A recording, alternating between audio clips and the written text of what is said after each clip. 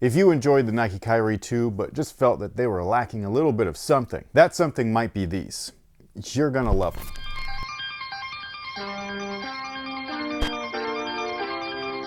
Hey, what's going on, guys? My name's Chris. Welcome back to the official WearTesters.com YouTube channel. Today, we got the performance review on the Converse Shai 001. Much like the other video that we did, just breaking the shoe down, we're gonna use the Nike box. I apologize to the people at Converse, but I mean, I don't have a box. As far as the shoe is concerned, I had said just based off of an initial impression, like the first try on, kind of bounce around, seeing how they feel, like they felt very much like a Kyrie, and they very much do. This guy right here feels like a Kyrie 2, but lower, way more comfortable, and just overall beastly. And when I say lower, I mean like lower to the floor, not like lower cut, even though that's true too. Now, before we deep dive into these bad boys, if this YouTube channel has ever been useful to you and you wanted to support or show additional support outside of just watching, liking, and subscribing, then there are two great ways for you to be able to do that. Technically three. The first one is by joining our WearTesters Discord community. That is probably the best way to support us. It's a direct support. It's how we are able to afford buying products. And so those people in that Discord community really are saving this channel and keeping it alive. Because without them, we wouldn't get videos like this. The second way is that you can support Sense Apparel. Sense Apparel is my clothing company, so if you wanted to grab something, I understand that some people don't want to pay a Discord fee, and even though you get giveaways and they are shoes, some people just don't find value in that. So if you actually wanted to get something in return outside of the content, Sense Apparel is one way to do so. You can grab some of our dope apparel. It's all premium quality stuff. And lastly, we have a collaboration of performance gear with Serious Player Only. We have performance socks as well as performance tees. If you are within the US, all you got to do is head over to SeriousPlayerOnly.com to grab anything that you'd like. And if you are outside of the US, then head over to Kickzone and they will ship internationally the same exact stuff. Now, with that being said, the traction on these guys was damn near perfect. There was only one time when I slipped, and it happened to have been on a clip that I actually posted on Instagram. I was playing at one of our local courts here. It's called like Sport Court Fitness or whatever. And I usually really like playing at that gym whenever we get runs there. And a friend of mine was filming and he happened to capture the one slip I had in this shoe. So I thought that was funny because people in the comments are like, oh, you slipped right there. And it's like, yeah,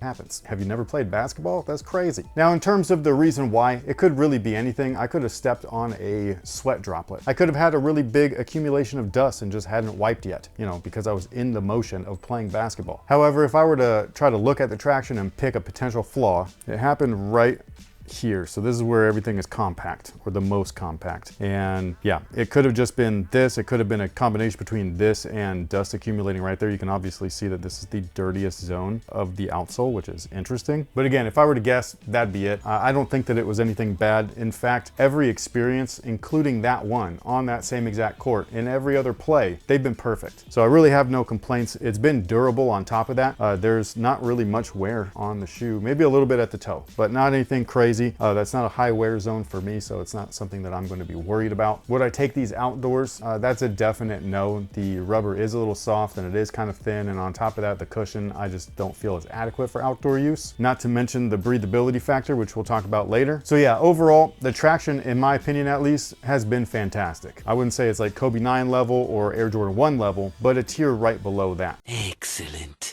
Now, as far as cushion, this is where the Kyrie comparison really comes in. You're sitting really low to the floor. They are semi-rounded, especially in the forefoot, so you got lots of nice range of motion and fluidity there. But they do provide a small rectangle zoom unit in the forefoot. Surprisingly enough, you can feel it. Like normally when you get those units in your sneakers, they're just not really noticeable. You know what I mean? Like they're kind of muted. They're housed in really firm foam, which these happen to be, but they're also raised up just enough to where when you're putting pressure on the shoe, you can feel the feedback right underneath your foot. Am I going to say that it's amazing? No, but it really depends on what you need. So if you're looking for court feel, mobility, you're looking to have that ability to move on the floor without any restriction or feeling sluggish, as if you're like sinking into the footbed or the cushion, this is going to be the shoe that provides that for you. On top of that, they do offer a little bit of comfort with the zoom unit, so with that, it's a positive. The materials have been stupid durable, and I love that it's a shroud proud. Like, this is something that I've loved since I was a kid. I love zipper shoes. I love the Flight Posits. I love the Zoom gloves. I love the Sona gloves. I love the Answer 4s and so on. The Airworm Constructs. It's kind of what these are a little bit like, you know what I mean? Or actually, it's all of the above. But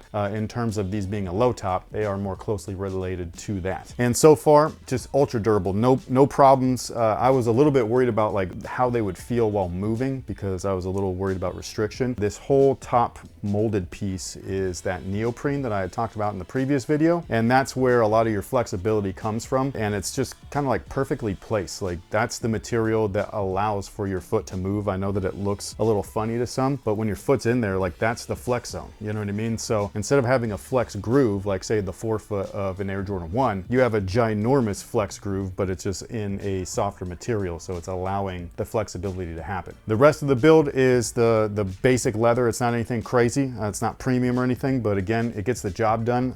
It's gotten plenty of scuffs and creases and stuff, and I just think that it's been holding up perfectly. So I have no complaints with the materials. I think that this is, for the type of shoe that it is, being an enclosed shoe, it has been awesome. For those of you wondering about the zipper and has it broken or busted open, no. That was probably the thing that I was most surprised with. It was these and the Dawn Issue 7s where I was like, yo, these zippers, I don't know. You know what I mean? Like, who knows? Whenever we played in shoes with zippers as kids, they always broke. So these zippers must be a little bit better, and B, I believe it's the overall placement of them that makes it so that they don't burst open, you know what I mean? So the top of the zip is right underneath your ankle's flex area. So when your foot's in the shoe and everything's moving around, it's not adding any pressure or anything to the shoe itself, you know what I mean, or to the zipper. Unlike all the other shoes where they were all either mid tops or high tops, and so the zipper went all the way up to your ankle flex zone. As soon as you flex, it would pop. Not happening here, not happening with the Dawn Issue 7s. So this is just a smart design with the materials and the zip up enclosure used. I typically don't talk about ventilation, but you know, I'm gonna throw that into the material section. They're not breathable, period. This is one of those shoes where if you follow me on Instagram and you saw my Instagram story, it was not just a shoe like this, but a shoe like this definitely had a small part in it because it was just like soaking my feet and things like that. And I don't really get blisters anymore. I have tons of calluses, but I got a good one that day. And it wasn't this shoe specifically. I was actually filming B-roll for all of the upcoming performance reviews. So like we were on court for hours. And so my feet were just already done. But you know, I got to get out the free content for you guys,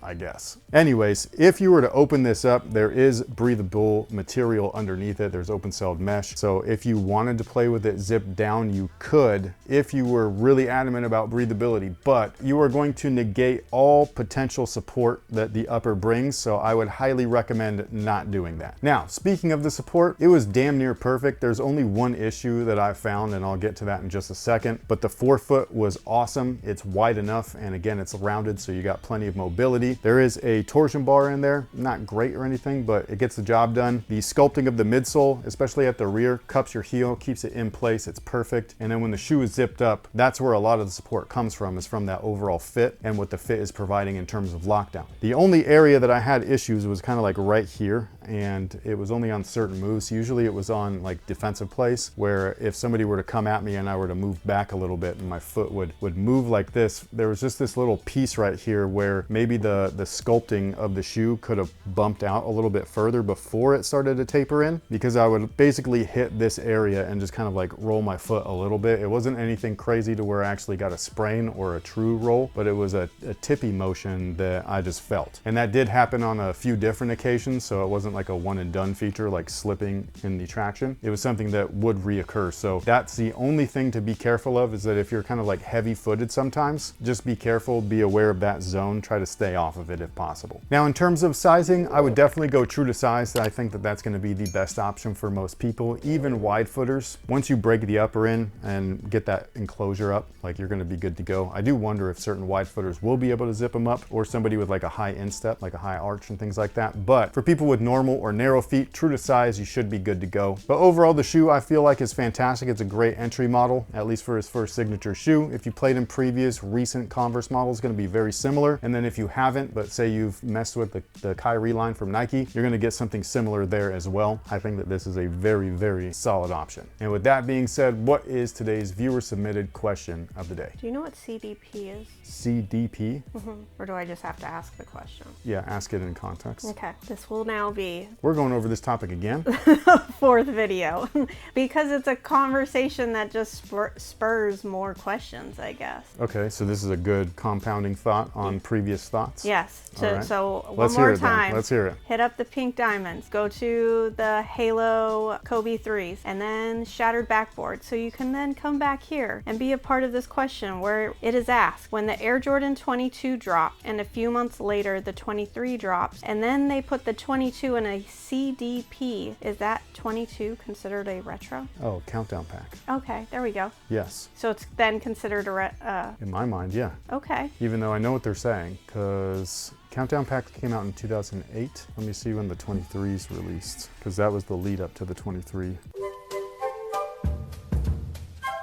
So, okay, so the first technical release was on February 23rd, 2008, and that was the titaniums. And then let me look up the 22s release date. So October 2007 was the 22s. I suppose that was a pretty short-lived shelf life. So that one might be actually up for debate. Like technically, I would consider it because it was packaged, not part of the original retro, or not retro, the original run of that shoe. But to say that it wasn't in production might be a false statement. That's an interesting one. Yeah, that's actually kind of cool. That might be an issue of semantics, you know what I mean? Like depending on your perspective. Now I am curious. I don't actually have a thought on that. I don't know what to think. You guys stump me. So yeah, what do you guys think though? So from October 2007, the countdown pack started damn near in January. Like it was a full-on like countdown. You know what I mean? Or did they start throughout 2007? Because that doesn't make sense because when did I say the 23? It was 2008, so only a few months later. So when was the first Air Jordan Countdown Pack release? Because that was the 22s. It was the 1 and 22s. First Countdown Pack released in September 2008. So that's almost a year later, post 23 already in its life cycle. I still don't know if that's considered a retro. That's within a 12-month calendar year. So I don't think I would consider it a retro, technically, but it's definitely not a release. Like it's not an original color. It's specific for the countdown pack. So like that's where things get dicey. It's like, what the f is that then? And that is where sneaker nerds piss off regular sneaker consumers because they're like, who f cares? Obviously there are some of us that do. But sound off below, let me know. Do you consider, that's so weird, I never even thought about that. Do you consider the Air Jordan 22 from the countdown pack that released within a 12-month time span of the original release of the 22s, but technically during the run of the 23s, do you consider that an original or a retro? It's not either. It's not an original or a retro. It's its own thing. That's f***ing crazy. But sound up below and let me know. On top of all of that, let me know what you think about the Converse Shai 001. Have you played in a pair? If you have, leave your thoughts down below in the comment section. And if you haven't played in a pair, are you anticipating? Like, are you looking forward to these? I know that I was, and I have not been unsatisfied. But with all that being said, thank you guys so much for watching. Thank you so much for being here. We greatly appreciate it. We'll catch you guys in the next one. What the f? That turned off again? God damn it. I guess we'll see you later. Peace. Or have a good one, all right? I gotta say the phrase. Bye, guys.